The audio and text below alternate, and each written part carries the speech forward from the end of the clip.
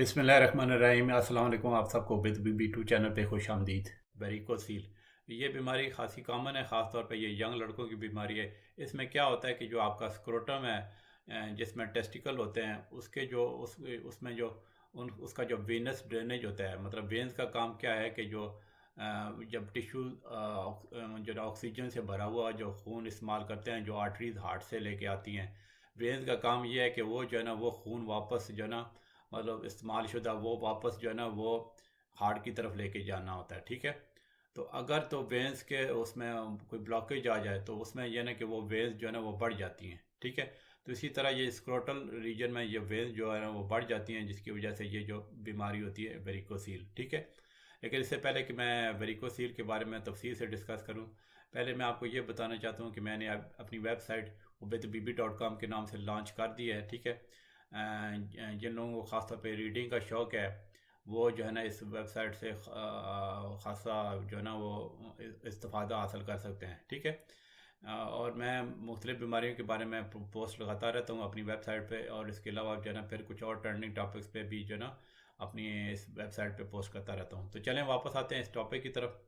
अच्छा, तो जैसे कि मैं बता रहा था कि वेरिकोसिल तब होती है कि जब जो ना वो जो वेंस का जो कोई ब्लॉकेज की वजह से ना वो ब्लड पूल हो जाते हैं, मतलब खून उधर ही जमा हो जाता है, जिसकी वजह से वो जो ना जो सर्कुलेशन है वो सही तरीके से नहीं हो सकती, मतलब स्क्रोटम से जो ना वापस हार्ट की तरफ जो है ना वेंस जो है ना वो सर्कुलेशन ब्लड की सही नहीं कर सकती। ठीक है। और जैसा कि मैंने बताया कि ये यंग लड़कों की बीमारी है, जो आमतौर पे जब वो जवान होते हैं उस वक्त ये स्टार्ट होती है, और जो ना आस्ता आस्ता ये फिर बीमारी बढ़ती चली जाती है।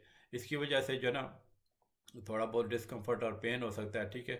और कुछ जो ना कुछ केसेस में तो इसकी कोई ख़ास सिम्टम नहीं होती हैं। ठीक है।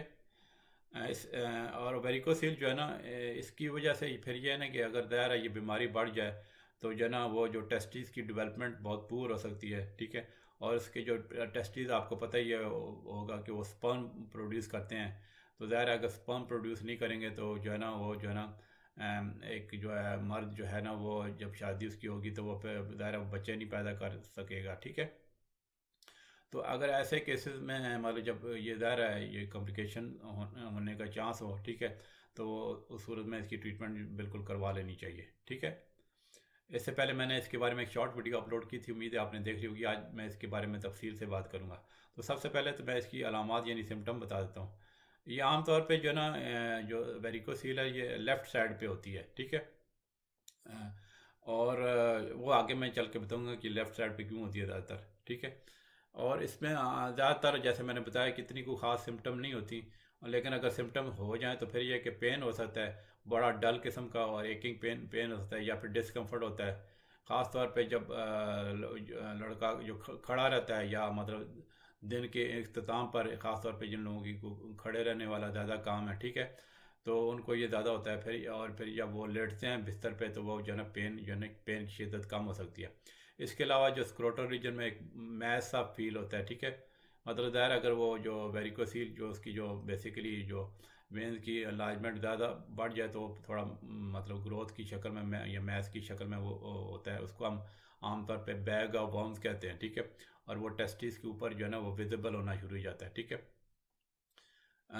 लेकिन अगर तो काफ़ी केस में ये जो वेरिकोसील छोटी होती हैं तो वो जो है ना उसका साइज जो है ना, मतलब जो है ना उस तरह देखने से इतना नहीं पता चलता, लेकिन टच करने से वो पता चल जाता है। फिर जाहिर है कि टेस्टिकल्स का साइज जो है ना वो जो है ना चेंज हो सकता है। मतलब जिस साइड पे ये वेरिकोसील है आमतौर पे जो लेफ़्ट साइड पे होती है उसका जो टेस्टिस जो है ना उसका साइज़ छोटा हो सकता है। इसके अलावा फिर ज़ाहिर है जैसे मैंने बताया इनफर्टिलिटी की प्रॉब्लम हो सकती है। जो है ना ज़ाहिर है अगर टेस्टिस की सही ग्रोथ नहीं होगी तो स्पर्म प्रोड्यूस नहीं होंगे, तो ज़ाहिर है वो बच्चा वो एक बाप बच्चा पैदा करने के काबिल नहीं रहेगा। ठीक है। तो ये इस तरह की अगर आपको सिम्टम्स हैं, ठीक है, तो वो आप ज़रूर अपने डॉक्टर से चेक कराएं। अब मैं इसकी कॉजेज़ बताता हूँ कि किन वजह से ये होती है। ठीक है। बेसिकली जो है ना जो टेस्टिस आपके होते हैं ना लड़कों के तो या मर्दों के जो, वो जो है ना उसका ऑक्सीजन रिच ब्लड जाता है, दो टेस्टिकुलर आर्टरीज होती हैं। आर्टरीज का आपको पता है जो ऑक्सीजन से भरा हुआ मतलब फ्रेश जो ब्लड है वो हार्ट से आता है, और आर्टरीज का काम ये है। ठीक है। वो पूरे बॉडी के टिश्यूज़ को फ्रेश जो है ना ऑक्सीजन से भरा हुआ खून देती हैं। और वेंस का काम यह है कि वो जब टिश्यूज़ खून यूज़ कर लेते हैं ना, ठीक है, तो वो जो है वो खून वापस जो है ना हार्ट की तरफ पहुँचाती हैं, ठीक है। और फिर वो हार्ट वो लंग में भेजता है, लंग से ऑक्सीजन मिलती है, तो फिर वो वही जो एक सिलसिला चल पड़ता है और वो मतलब एक तरह का साइकिल चलता है। फिर वही जो लंग से होता हुआ फ्रेश जो है ना खून जो है ना वो हार्ट पंप करता है बॉडी के पूरी टिश्यूज़ में। इसी तरह ज़ाहिर है वो जो है स्क्रोटम में जो है ना वो जो है ना आर्टरी, जो दो टेस्टिकुलर आर्टरी होती है ना, वो खून फ्रेश लेके जाती हैं, ठीक है। मतलब जो स्क्रोटम के मतलब ज़ाहिर है दो टेस्टिस होते हैं, तो मतलब दोनों साइड पे एक एक वो आर्टरी लेके जाती है, ठीक है। तो इसी तरह जैसे आर्टरीज खून लेके जाती हैं, इस तरह जो है ना वो दो टेस्टिकुलर वेन्स होती हैं जो है ना जब मतलब जो वो टेस्टिस खून यूज़ कर लेते हैं ना, तो वो वापस जो है ना वो दो टेस्टिकुलर वेन के जरिए वापस हार्ट की तरफ जाता है, ठीक है। तो जो स्क्रोटल रीजन में जब वो जो जो जो छोटी छोटी वेन्स होती हैं, ज़ाहिर है पहले जैसे आर्टरी से वो छोटी छोटी फिर आर्टरी वो आगे बनती हैं कैपिलरीज जिनको कहते हैं। फिर इसी तरह जब खून वापस जाता है, टिश्यूज जब यूज़ करते हैं, तो छोटी छोटी जो वेन्स का भी नेटवर्क होता है, ठीक है। तो जो जो टेस्टिकल में जो नेटवर्क होता है ना वेन्स का, उसको हम कहते हैं पेपिनिफॉर्म प्लेक्सिस, ठीक है। तो ये जो है ना वो मतलब वो ड्रेनेज करती हैं, जो मतलब इस्तेमाल शुदा खून जो है ना वापस टेस्टिकुलर वेन तक पहुंचाने के लिए, जो आगे फिर हार्ट को ले जाती है, ठीक है। तो वो फिर इसमें क्या होता है कि जो पेपिनिफॉर्म प्लेक्सिस होते हैं ना, जो वेन्स का नेटवर्क होता है ना, उसकी जो है ना बेसिकली एनलार्जमेंट होती है, जो मतलब वेरिकोसील की सूरत में दायर होती है। एग्जैक्ट इसकी काज नहीं पता कि ये क्यों होती है, लेकिन जो ये है कि एक चीज़ सामने आई है कि जो बेसिकली ये समझ लें कि छोटी छोटी वाल्व होती हैं वेन में, ठीक है। जो ये है कि वो जब खून वापस हार्ट की तरफ जाता है ना, तो वो उसी वो वन वे वो खुलती हैं, ठीक है। और जब वो ताकि मतलब और वो वाल्व जो है ना वो बंद हो जाती हैं कि ताकि खून वापस ना आ सके, ठीक है। तो ये समझ लें कि वाल्व्स का जो छोटी छोटी वेन्स का वाल्व्स का फंक्शन ख़राब हो जाता है। जैसे इससे पहले मैंने एक वीडियो बनाई थी जो है ना वेरिकोज वेन, जो टांग वाली जो वेरिकोज वेन, वो भी काफ़ी कॉमन प्रॉब्लम है जो है ना वो जो है उसमें भी इसी तरह जो वेंस का जो बॉल का सिस्टम ख़राब हो जाता है, ठीक है। अगर आपने अभी तक वो वीडियो नहीं देखी तो आप ज़रूर देखेंगे, लिंक उसका आई बटन में आ जाएगा, ठीक है। तो ये समझ लें कि जो ये बेसिकली वेरिकोज वीन्स ही हैं जो, लेकिन ये स्क्रोटल रीजन की वेरिकोज वीन है जिसकी वजह से वेरिकोसील होती है, ठीक है। तो मैंने जैसे बताया ना, जिस तरह टेस्टिकुलर आर्टरीज नीचे आती हैं फ्रेश ब्लड लेके, तो इसी तरह जो टेस्टिकुलर वेन्स होती हैं जो पपिनी फॉर्म प्लेक्सिस से जो ब्लड वापस लेके जाती हैं, वो भी जो है ना जो वो दो होती हैं, ठीक है। तो जो लेफ़्ट साइड वाली है ना, जो टेस्टिकुलर जो जो वेन होती है, उसका जो कोर्स है मतलब जो ऊपर जाने का, वो थोड़ा टार्चुअस कोर्स है, ठीक है। मतलब जो है उसका पाथवे थोड़ा सा डिफरेंट है राइट वाली से। तो इसी वजह से जो वेरिकोसील जो है ना वो लेफ़्ट साइड पे ज़्यादा ज़्यादा होती है। वैसे दोनों साइड पे भी हो सकती है, ज़रूरी नहीं है, लेकिन बहुत रेयर है, ठीक है। तो ज़्यादातर जो है ना लेफ़्ट साइड पे जो वेरिकोसील होती है, ठीक है। तो मैं मतलब ये है कि जो जब जो उस नेटवर्क जो पेपिनी फार्म की जो प्लेक्सिस हैं जो लेफ़्ट साइड वाले हैं, उसमें जब वो ब्लड वो जो वो पूल हो जाएगा, तो वो वेन्स जो है ना वो डायलेट हो जाएंगी, बढ़ जाएंगी, तो इस वजह से ये वेरिकोसील होती है, ठीक है। तो ये तो मैंने आपको एग्जैक्ट काज बता दी कि क्यों होती है। अब मैं इसकी थोड़ी कॉम्प्लिकेशन बताता हूँ कि क्या क्या मतलब पेचीदगियाँ क्या क्या होती हैं, ठीक है। उसमें ज़ाहिर है कि अगर वो टेस्टिकुलर वेन जो है ना वो पेपिनी फॉर्म प्लेक्सिस बढ़ जाएंगे, तो टेस्टिस का जो टेम्परेचर वो जो है ना वो उसकी उस पर प्रेशर आ जाएगा, और टेस्टिस का टेम्परेचर सही नहीं कंट्रोल हो सकेगा, ठीक है। और ज़ाहिर है जब वो एक तरह का ऑक्सीडेटिव स्ट्रेस आ जाएगा और टॉक्सिन बिल्टअप हो जाएंगे, तो इस वजह से इन्हें क्या होता है कि जो है ना वो टेस्टिकल की जो अपनी हेल्थ है वो कमज़ोर हो जाएगी। ख़ास तौर पे जब प्यूबर्टी में जब ज़्यादा ग्रोथ हो रही होती है लड़कों की, ठीक है, तो वो उसकी जो है ना अगर इस तरह के वो जो वेन्स जो बड़ी हुई हैं उसका दबाव पड़ जाए टेस्टिस पे, तो उसका दायरा है जो है ना उसकी वो टेस्टिस छोटे हो सकते हैं। उसका जो टेस्टिस का काम है, टेस्टिकुलर जो हार्मोन प्रोड्यूस होते हैं, हार्मोन प्रोड्यूस करने की सलाहियत उसकी कम हो जाएगी, ठीक है। तो ज़ाहिर है फिर जो है ना वो उसका आस्ता आस्ता उसका साइज़ छोटा होना शुरू हो जाएगा, तो वो टिश्यू लॉस हो सकता है। तो ये मतलब ज़ाहिर है एक तो सबसे बड़ी कॉम्प्लिकेशन है कि उसकी टेस्टिकुलर हेल्थ जो है ना उसकी बहुत बहुत पूरी हो जाएगी। फिर दूसरी कॉम्प्लिकेशन भी इसी से रिलेटेड है, ठीक है।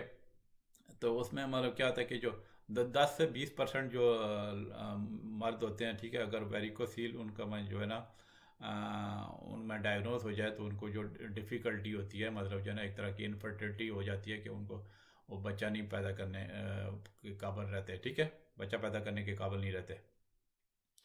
और जो अगर जो फर्टिलिटी के केस जब हमारे पास आते हैं ना, मिसाल के फर्टिलिटी बेसिकली ये होती है कि एक कपल एक साथ 1 साल रह रहा है और वो ट्राई करते हैं तो फिर भी बच्चा नहीं होता, तो वो जो है ना वो फर्टिलिटी हो सकती है। फर्टिलिटी प्राइमरी भी हो सकती है और सेकेंडरी भी हो सकती है। प्राइमरी का मतलब है कि शुरू से ही वो बच्चा नहीं पैदा कर सकते, और सेकेंडरी ये है कि एक दफ़ा बच्चा हुआ है, दोबारा जो है ना वो दोबारा इनफर्टाइल कपल हो गया। तो वो जो जो फर्टिलिटी के जो केसेस जब आते हैं ना मर्द, उसमें से जो ना ये समझ लें कि 40% केसेस में जब हम सही तरह वो हिस्ट्री और एग्जामिनेशन करते हैं तो उसमें रीज़न ये वेरिकोसील ही निकलती है। तो ये ध्यान में रख लें कि ये बीमारी कॉमन है, ठीक है।